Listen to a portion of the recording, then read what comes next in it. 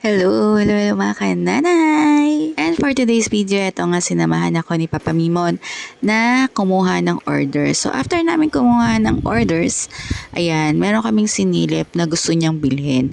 So matagal niya na itong chinecheck sa kanyang sa FB Marketplace at sa kanyang mga contacts kung magkano, at syempre, tinignan nga namin ito doon. Nagdadalawang isip pa siya kung kukuhain niya, pero tinanong ko siya kung magagamit niya naman ito para sa kanyang business, at sabi niya magagamit niya naman at magagawa niya na yung mga gusto niyang gawin pag may event siya. At dahil nga sa negosyo niya naman to gagamitin, kaya sinabi ko, sige na, kuhain mo na. Malakas ang loob ko sabihin na kuhain mo na kasi hindi mo na kayo magbabayad. And for sure naman, kung ano man yung nagastos niya rito na pinambili niya, ay may babalik din sa kanya pag nakakuha siya ng maraming events. At dahil dyan, i-book niyo po ang FJC Photography. At bakas nga sa kanya na masaya siya at tuwang-tuwa siya dito sa bago niyang biling lens. And for the testing na nga siya sa bagong lens na to.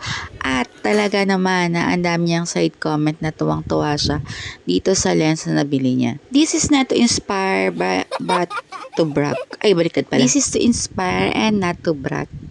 Yun pala yung tama. Kung dati nanghiram lang kami ng camera, ngayon, eto na yung sideline ni Papa Mimon para pandagdag ng panggastos namin sa bahay. Tandaan din natin mga kananay na nasa Diyos ang awa, nasa tao pa rin ang gawa. Tayo pa rin dapat ang kumilos para sa future natin. Nandiyan lang si God to guide us and ibigay sa atin yung mga karapat-dapat na para sa atin. Let's put God in the center of our life. And huwag na huwag natin kakalimutan magdasal at magpasalamat sa lahat ng mga biyayang pinagkaloob niya sa atin. Maraming salamat for watching mga kananay!